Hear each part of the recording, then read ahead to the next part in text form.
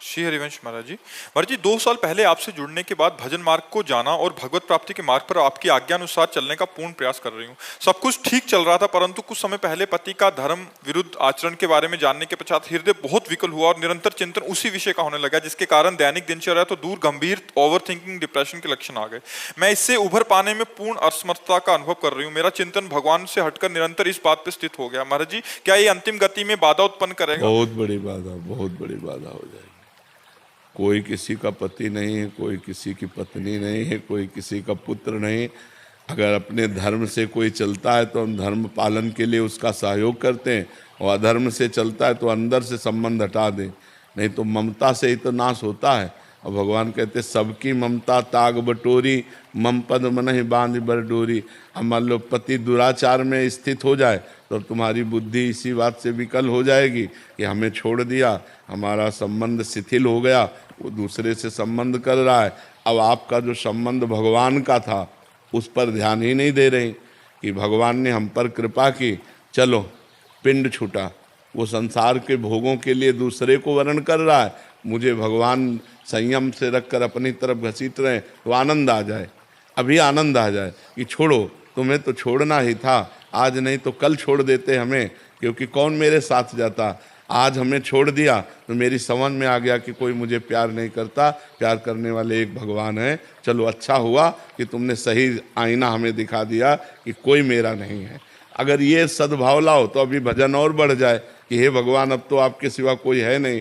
और जब पति प्रियता जागृत होगी तो ये होगा कि देखो ये हमको छोड़कर दूसरे की तरफ, तो फिर सारी बुद्धि उधर ही चली जाएगी और राग द्वेष में फंसकर ये जन्म बर्बाद हो जाएगा और कुछ नहीं।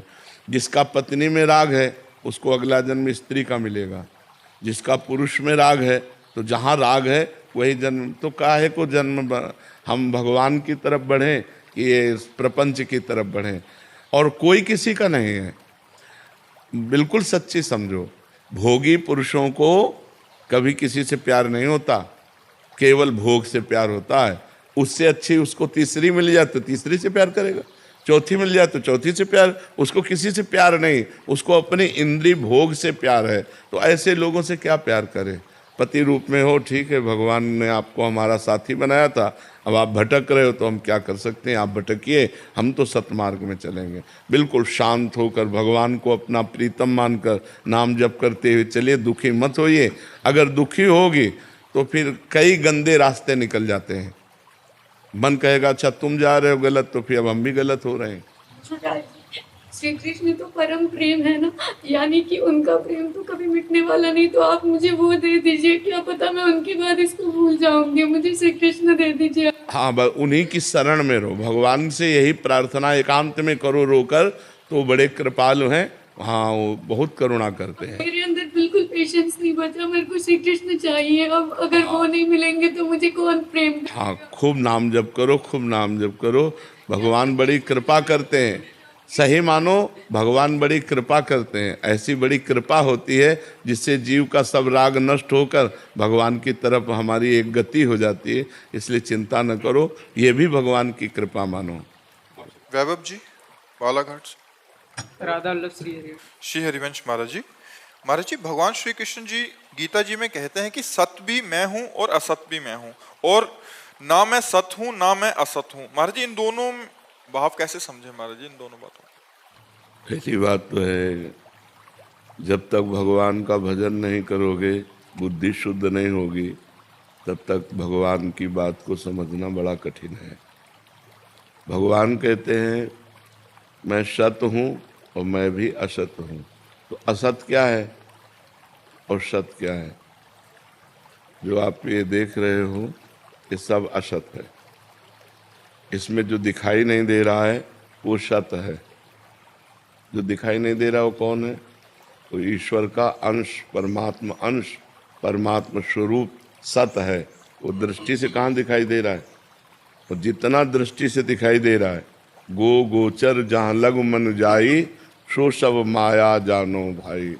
जहाँ तक हमारी दृष्टि जाए, जहाँ तक हमारी इंद्रियां जाएं, जहाँ तक हमारा मन जाए, वो सब माया है। जहाँ मन का प्रवेश नहीं है वो सत है, वो अपना स्वरूप है। जो अंतःकरण को बाधित करके अपने स्वरूप को पहचान लेता है वो भगवत स्वरूप हो जाता है। तो भगवान सत स्वरूप है, तो फिर ये क्या है? बोले ये असत है, तो ये भी तो भगवान है। जैसे सोना जब गहना नहीं बना था तब सोना था, जब गहना बिगड़ जाएगा तो भी सोना रहेगा, तो बीच में क्या है? सोना ही तो है। जब ये मनुष्य शरीर तुम्हें नहीं मिला था तब तुम परमात्मा स्वरूप थे, जब ये नहीं रह जाएगा तब तुम परमात्मा स्वरूप हो जाओगे, तो बीच में कौन है? परमात्मा स्वरूप ही तो है। तो ये जो सृष्टि प्रकट हुई वो स्वयं परमात्मा ही बना, कोई और नहीं बना। वही पंचभूत बना, वही इंद्रियां बना, वही मन बना, वही पूरा जगत बन गया। वासना वासुदेवस्य वासितम भुवनत्रयम् सर्वभूत निवासोस्मि वासुदेव नमोस्तुते। वो वासुदेव भगवान अपनी ही इच्छा से अपने आप को इस संसार के रूप में प्रकट कर लिया। तो जब बोध होता है तो होता है वासुदेवा सर्वमित समात्मा सुदुर्लभा, सब भगवान वासुदेव पूरे के पूरे, इतना भी कुछ नहीं है, केवल भगवान ही भगवान है। बात समझ में आई?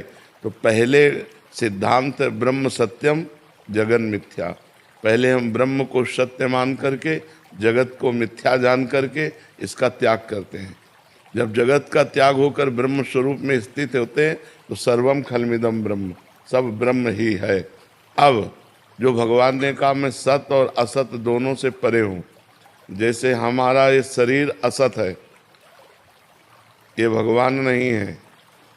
हमारा जो स्वरूप है भगवान का अंश है, पुरुष, लेकिन पुरुषोत्तम उससे भी परे है। हम इतना ही जान लिया तो सब कुछ नहीं जान लिया। वेद नेति नेति कहते हैं, इसलिए वो सत भी है, वो असत भी है, वो सत असत दोनों से परे भी है। तो भगवान का स्वरूप ये जितने भी आप देख रहे हो पूरे के पूरे भगवान के स्वरूप हैं। पर कहाँ भगवान है? जब तक हमें ज्ञान नहीं होगा तब तक हमें अनुभव में नहीं आएगा। वो असत भी है, वो सत भी है, ना वो सत है ना वो असत है। वो क्या है आज तक पूर्ण रूप से कोई नहीं वर्णन कर पाया।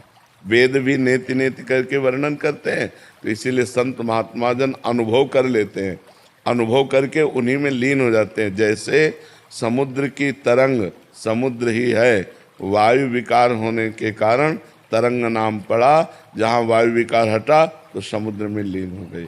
समुद्र से करोड़ों तरंग उत्पन्न होती है, लेकिन एक तरंग क्या समुद्र उत्पन्न कर सकती है? क्या नहीं कर सकती ना। ऐसे ही हम करोड़ों अंश रूप में भगवान के हैं, लेकिन भगवान तो समुद्र है। हम जैसी तरंगे भगवान रूपी समुद्र में करोड़ों असंख्यों अरबों अनंतों प्रकट होती हैं, लेकिन एक तरंग की ताकत नहीं कि समुद्र प्रकट कर दे। वायु हटा वो समुद्र रूप हो गया। तो माया का विकार होने के कारण हम ब्रह्म से विलग अपने को मानकर स्त्री पुरुष जड़ चैतन्य भेद देख रहे हैं, और जब माया का विकार हटा तो सब लहरें समुद्र ही है, वो शांत समुद्र हो गया। तो परमात्मा को जानना पूर्ण रूप से वो अनुभवगम्य है। अनिर्वचनीयम स्वरूपम, परमात्मा का क्या स्वरूप है? वो अनिर्वचनीय है। वो सत भी है, वो असत भी है, वो सत और असत दोनों से परे भी है।